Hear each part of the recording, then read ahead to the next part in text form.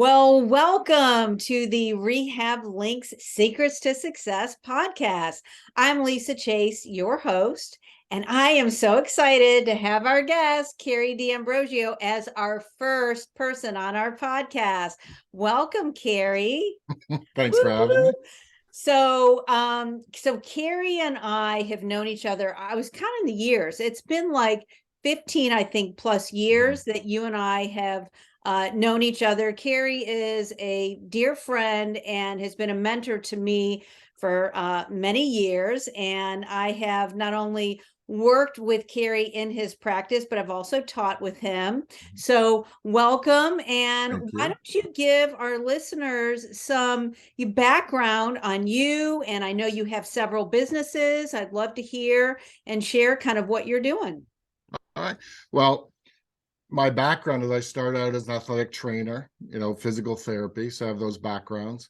And also osteopathy. I studied that in Canada as well as England. And I'm a doctor of Oriental medicine. So I'm from Canada originally. So it may come out on a few different things that I say. And I've been in this country probably about for 30 years. And I have my own practice here in Sarasota, Florida, which I love.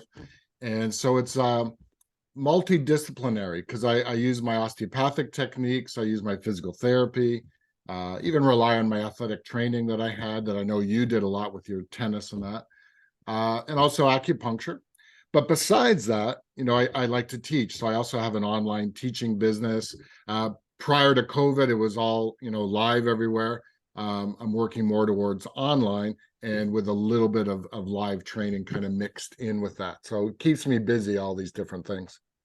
Yeah, yes, it absolutely does. So kind of, tell us your journey. Like, did you always want to be an entrepreneur and start your own business? And, kind of tell us about your journey and how you got there. Yeah, like I said, I started off in Canada, and my goal was to play professional football. I was a linebacker, I was inside linebacker, and played 13 years, played at the college level. And so my goal was always to play professional, but I always had the injuries. I've had a few concussions, shoulder injuries, knee injuries, things like that. And I always remember when I would go to the athletic training room, they would just submerge you into ice cold whirlpool tanks. They would pull your lifeless body out and they would ultrasound you, electrical stim you. They would massage you and all sorts of different things. But I found that they just treated the site of pain. They didn't look at you as a totality. They didn't look at all your injuries. They didn't really look at what you wanted to do. It was like, they would just treat whatever you came in complaining of. And as a result, it did help for a while, but I found myself getting tighter and tighter. I had low back pain, sciatica, and groin pain, all these different things happening. And so it started to, limit my on-field time, and also got me thinking, I don't think I'm going to be able to handle this. And that sort of got me into this profession. I started as an athletic trainer at the school and did what you did for many years with professional tennis players. But I did it at the university level. So I would treat acute injuries and I loved it. But I realized that I was doing the same thing to those guys as I got to myself, and I wanted more. Right. So I went to physical therapy school, University of Toronto.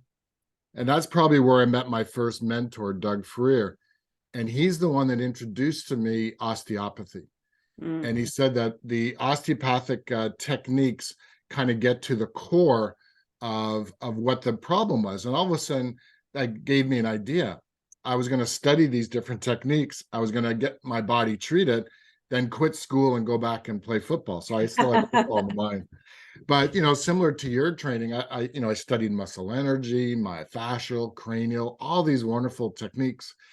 And as well as I do, when you take these classes, you get your body worked on.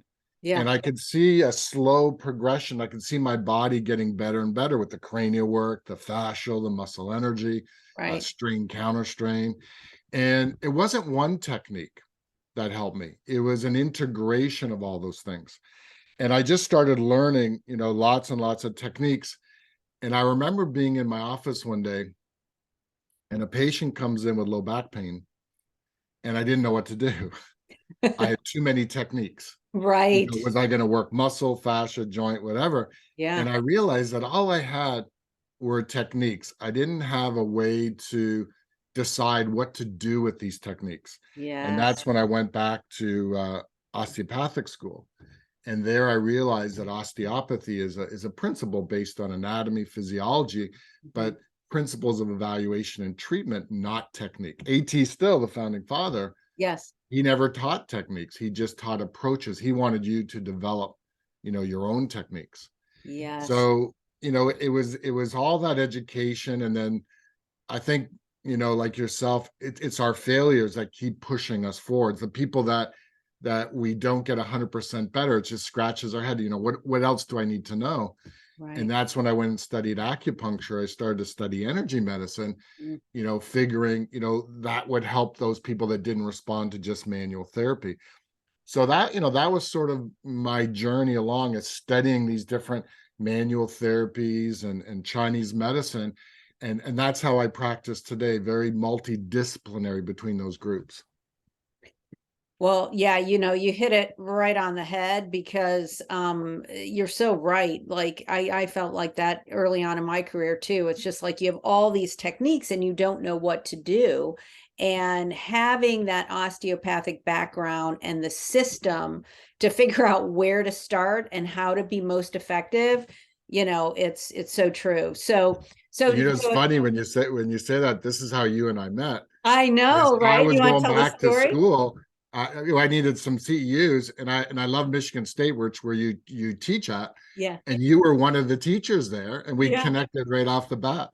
I know. Well, what was even like more like just, I guess, it was meant to be that we were supposed to meet. At that time, I was transitioning and looking for my next step after leaving the tour.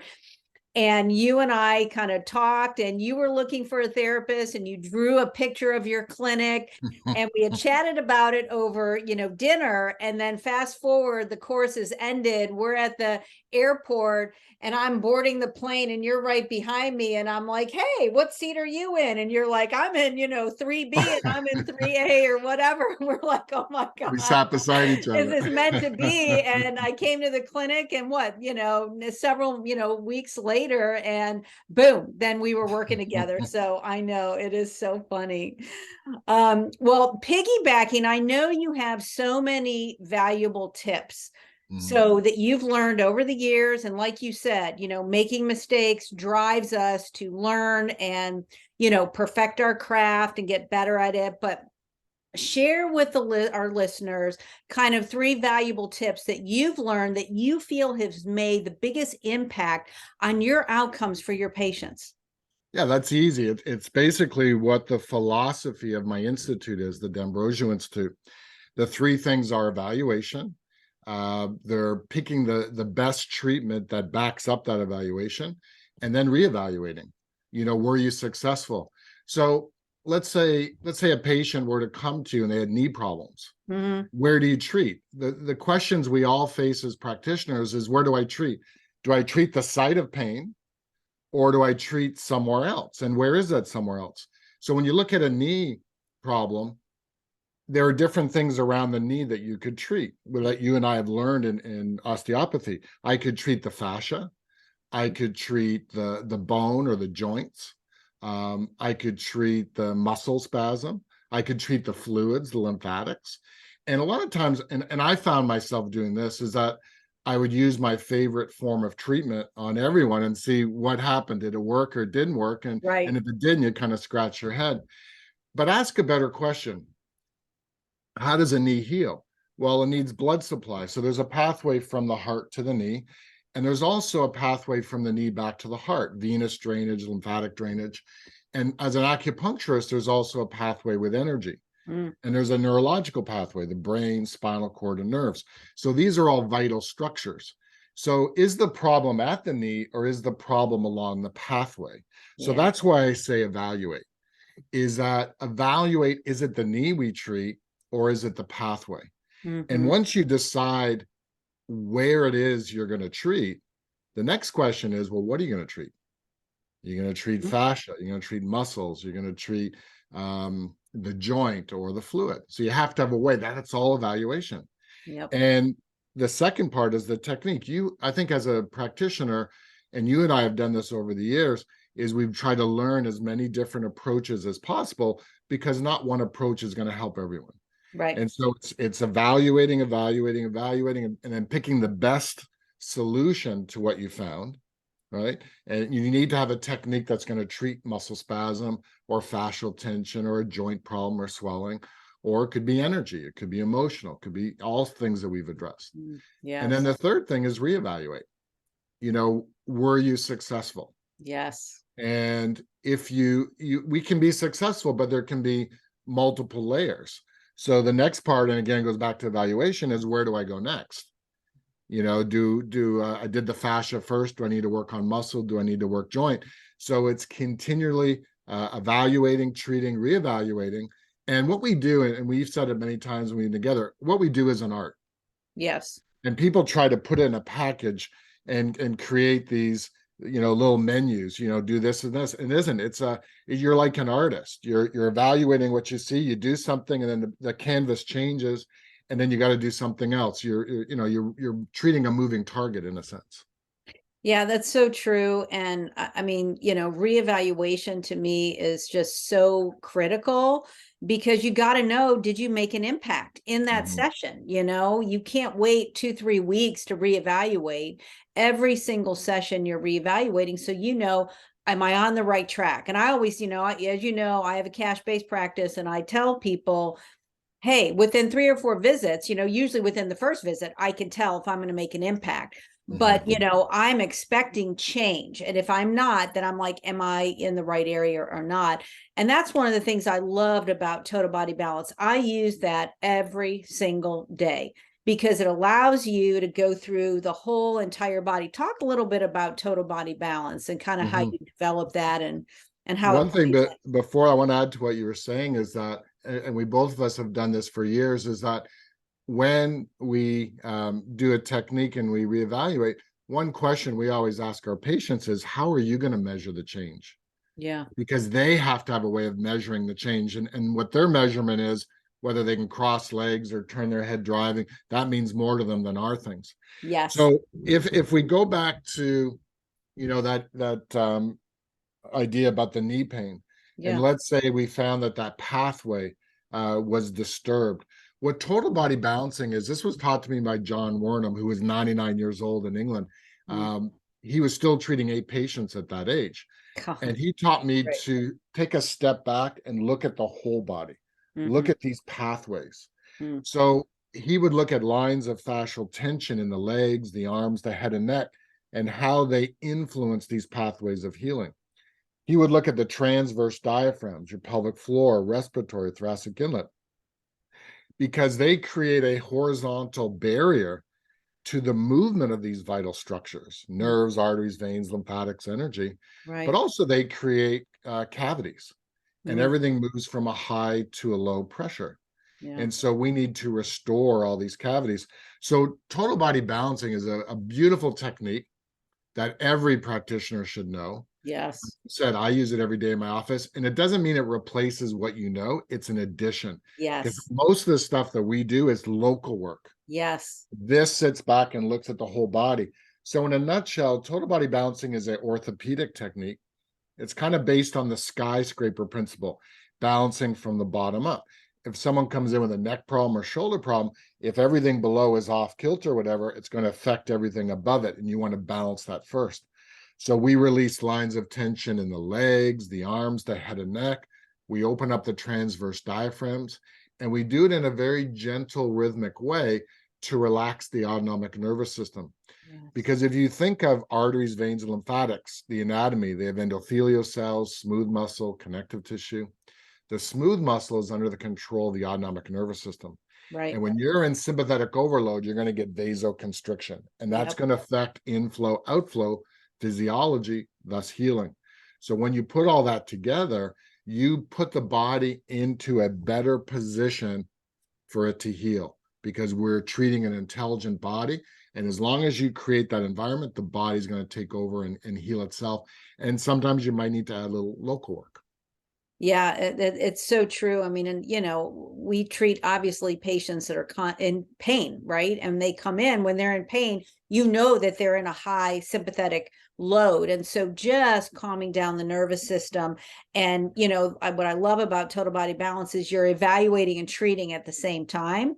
And so it really gives you a nice way to be assessing all the aspects that you think are involved, and then you go, oh, okay, now I'm going to really target this one area, which, as you said, may be completely different. If the thoracic inlet outlet is all congested, well, that's going to affect things way down into the lower extremity. So yeah, so I that's remember a baseball player, he was a pitcher for the Florida Gators. He'd come to see me with a shoulder problem, and his father brought him in, and he was very worried because he had training camp coming up, within a month, and all summer he had treatments, and it was all on the shoulder. right. And that's why I talked about my experience as a football player. They just treated Yep. the site of pain, so Yep. they were doing ultrasound, e-stim to the shoulder. Actually, he was a lefty, and they did all the rotator cuff stuff, and just everything on the shoulder, but he wasn't responding. And when we did the total body evaluation, he was a total body patient. His legs were both restricted, all his diaphragms were restricted. Everything was all locked up. And all of a sudden, he's also in sympathetic overload Right. because he has training camp coming up. So I purposely did not touch his left shoulder at all. I worked his legs, worked his arms, opened up all the diaphragm, and I could see his dad was getting agitated. How come you're not touching his shoulder? And the young man goes, Dad, just shut up, let him do what he's doing. And we released all that, and all of a sudden at the end of it, his shoulder was moving beautifully. And I still see him to this day. He always comes in every time he's home, and he gets a treatment. A lot of times, and it as well as I do, they're patients for life. They come in for They maintenance do. because they see the value of it. I see the value in it. Absolutely. Well, and athletes are so fine-tuned with their bodies that I find that my athletes love total body balance. For a pitcher, a baseball player, they have got to be able to load through their lower extremity and rotate. Otherwise, they're going to break their arm down. So, it's key to work, the whole body, and they absolutely love it. So that's great. So, okay. So how about sharing like one or two pieces of advice that your particular audience values the most? Like, what do you hear all the time from your students when you're teaching, or maybe you hear it, from, your clients? Like, what do they tell you over and over again, that you've found over the years? Well, let me give advice to the people that I communicate to are going to be practitioners. Yep. And what I always, and it's something that I do every year in January, is I do an accurate assessment of where am I right now.